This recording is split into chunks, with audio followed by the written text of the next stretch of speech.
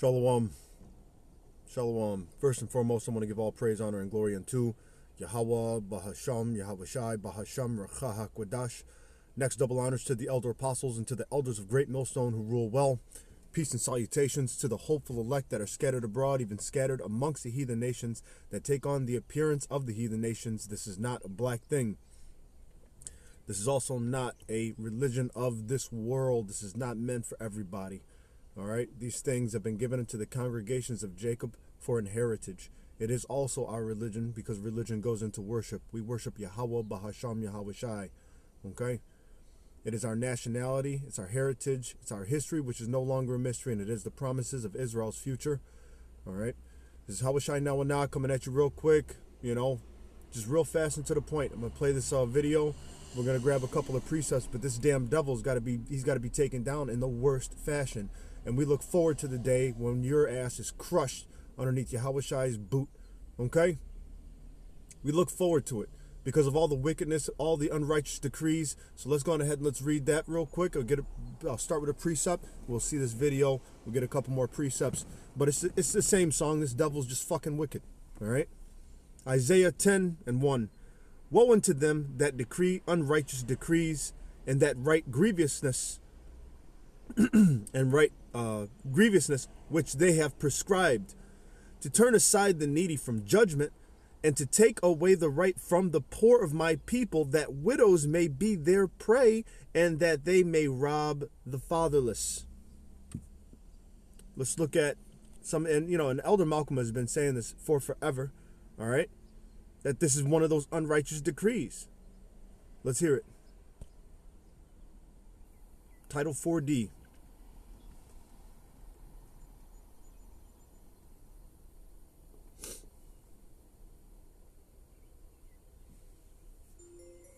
There's a federal law called Title 4D. It was passed in the late 1970s. This is the cause of the divorce explosion in the 1980s and the creation of, there were no family courts in the early 1980s. They didn't exist. They were created specifically because of Title 4D. Title 4D provides for matching funds for the collection of child support. So I don't know about Virginia, but I know about Texas. In Texas, it's $500 million. It's $480 to $520 million per year. The more child support that's issued, the more money the state gets in reimbursements. The more it collects, the more it gets in reimbursements. The entire Texas Attorney General's office is funded by the child support collection matching funds from Title 4D. Texas actually has a law in the Texas Government Code which requires all judges to rule in cases in such a way to maximize Title 4D reimbursements. Wow. Before anything is heard in case. This explains a lot of peculiar things in family court. Family court's known for giving custody to the dysfunctional parent. They just do it consistent. They do it all the time. I watched a case ahead of mine one time, and they gave 2 children back to a heroin addict mother who had successfully passed the drug test after 15 days for the first time. Oh my God. Okay. What was the alternative? That makes no sense. Why do they do it? Here's why they do it. The state knows full well it will never collect child support from a heroin addict. Oh. And all that matching money, they don't get it. Got it. They know that the responsible parent will bankrupt themselves to protect their child and to take care of their child, and they'll get all the matching money for that. So the decision in family court doesn't come down to, are you a fit and willing parent? If that were the case, then in 99% of the cases, you would have both parents getting 50-50 custody because both parents are fit and willing. Yeah. So what they do is they say, which person here will give me the maximum Title IV reimbursement for the state? Wow. And that's the person who loses custody so that they pay child support. That's the real calculation that's going on. You mentioned CPS, and if you're looking at laws around this, you need to know about Title 4E. Title 4E gives reimbursements for taking children. So when the state takes a child from a family, they get a Title 4E reimbursement just like Title 4D.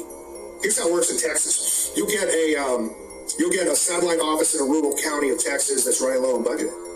They'll look for a child to low IQ parents, under 18 months of age, but they'll go as high as 2 with no medical problems, and they'll go and take their children. They usually do it through subterfuge. They do a well check, and they bring along an extra party that they don't tell the parents or a psychologist. The psychologist, unbeknownst to them, is doing a psych eval and recommends taking the children. They take the children. Within 6 months, the child is adopted out, and that satellite office gets $250,000 in budget money. Well, thousands pay child. I'm gonna pause that real quick. Let's get another precept. See, this is the damn devil, man. It's the damn devil, bro. You know, I had to stop the truck when I heard this. You know, I had to stop the truck and pull off to the side of the road, man. This Esau, Edom, you got it coming, man. You got it coming, man. Ooh, you got it coming. Psalms, the 94th chapter. Just want to get straight to the point. Psalms 90, the 94th chapter, and right here, and 20. Shall the throne of iniquity have fellowship with thee, which frameth mischief by law? This is straight mischief by law. He even goes against his own rules. All right, a double-minded man, unstable in all of his ways. What's the other? What is it? Salakia, you know, I'll go ahead and push past it, but, you know, he goes against his own rules. He makes the amendments and shit like that, all right? He's just wicked. Anyway, let's keep going. 5 investigates discovered their payments don't always go to the custodial parent or the child. Chief investigative reporter Eric Ross found evidence of the Department of Human Services keeping the cash for themselves. Eric. Robin Elizabeth, that's right. Our 2-month-long investigation found money that's supposed to support children going right back into the state's pocketbook. Nicholas Turner and Audrey Mead have a 2-year-old daughter. Although the couple is not together anymore, Turner wants to be part of his daughter's life and pays child support. Money he expects to go to his ex. Money's going missing and hasn't paying it. Turner noticed not all of the money he was paying ended up in Mead's account. Court documents show he is supposed to pay $366 every month beginning in May 2017. He admits he missed a payment in May, but tried to make the situation right the following month. Accounting ledgers show Turner sent Mead a total of $766 through the online child support payment system, yet the state only deposited $366 into Mead's account. No one can tell me where the money is going. Between June 1st and the end of October, Turner paid a total of $1,935 in child support, but News 5 Investigates learned his ex only received $1,386. So where did the remaining $549 end up? We spent weeks attempting to follow the money trail, and while the Department of Human Services would not tell us specifically where it was deposited, they did tell us they kept it. Their reason, Miss Mead also receives food assistance from the state, which means she allegedly waived her right to collect past due child support. In cases like this, the state doesn't charge interest or a penalty fee like most credit card companies would. Instead, the state keeps it. All of it. All right. There's nothing good about this devil. You know, they put it out there like, you know, oh yeah, you know, this is to take care of the children, you know, the fatherless children and whatnot. No, all right. This is Ecclesiasticus 14:7, and if he doeth good, he doeth it unwillingly, and at the last he will declare his wickedness. And that's what you're seeing. You know, the veil that was spread. Hey man, this devil is out there. His skirt has been lifted up. We're looking at his nakedness, and he's a piece of shit. All right. The Colorado Child Support Services Program is to assure that all children receive financial and medical support from each parent. When you're expecting the payment and it doesn't show up, it puts a lot of stress on both me and my ex. I've lived paycheck to paycheck my entire working career. I'm 32. And, you know, it doesn't take much math to realize that I could go under in 1 month. And that money, I worked very hard for it. And if it's not going where it needs to be, then what's the point of the program? In addition to losing child support money, Mead lost out on tax credits and money through TANF, also known as Temporary Assistance for Needy Families. Those benefits were rejected because of her income from child support she never received. I can't be the only one who seems blown away by this. There's probably people out there that are not amicable with their exes and don't talk and just think that their ex is not paying the child support.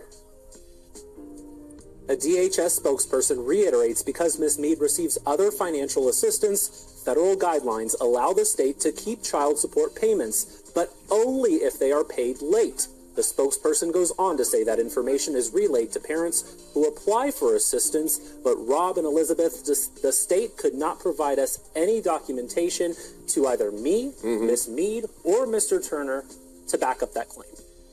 Yet we have single mothers asking why fathers don't like child support when the state clearly profits from child support.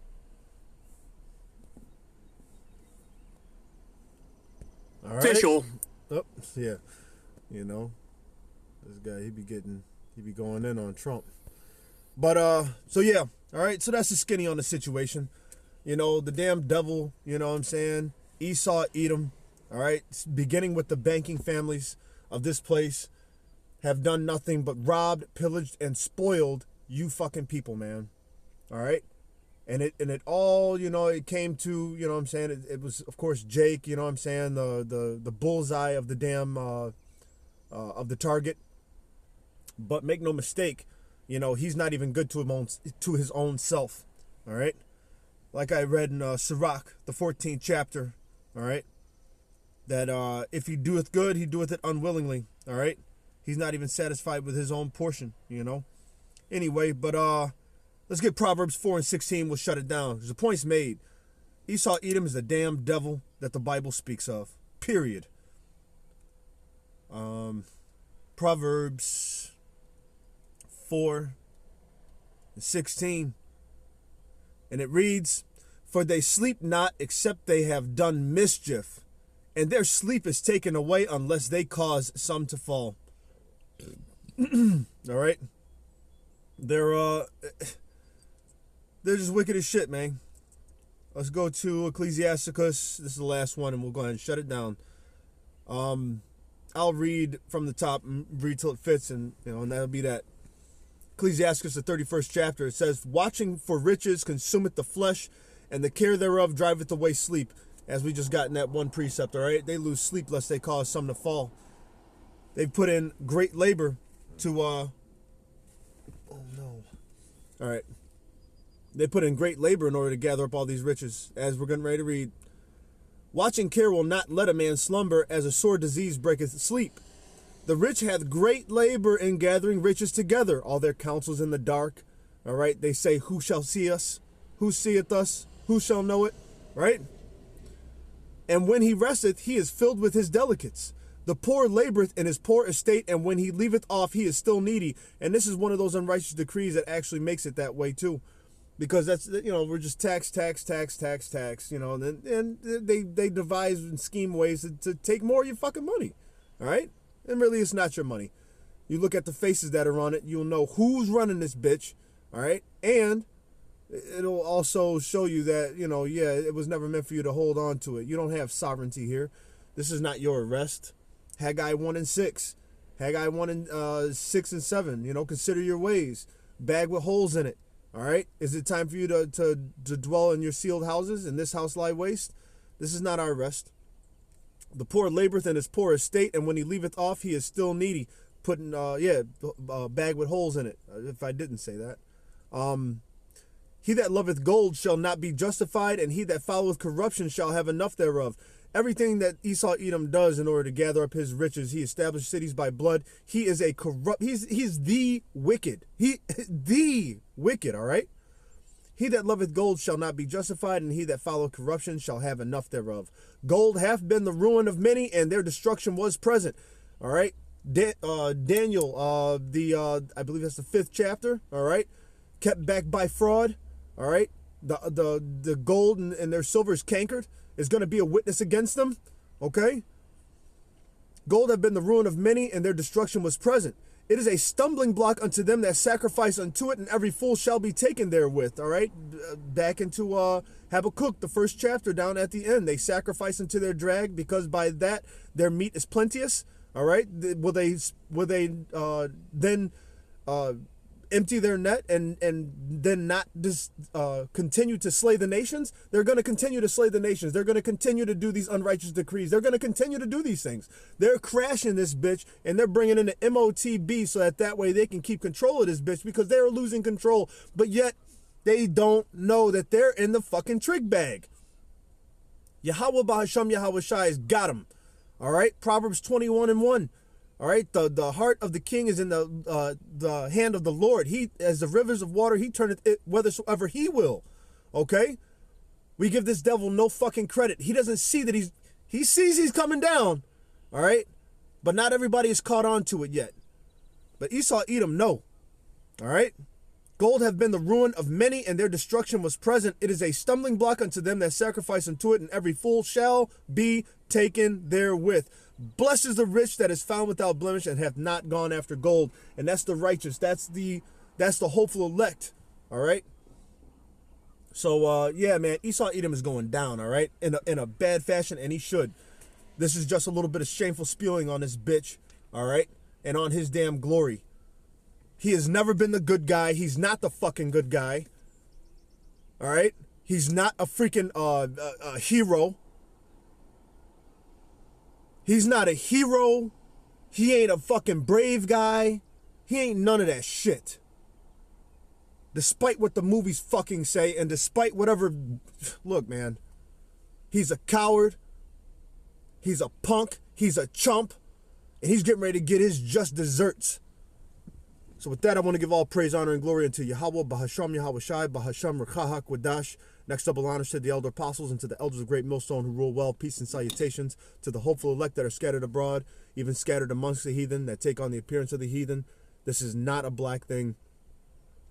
All right, just, hey, until next time, I brought this out. Stay prayed up, and shalom.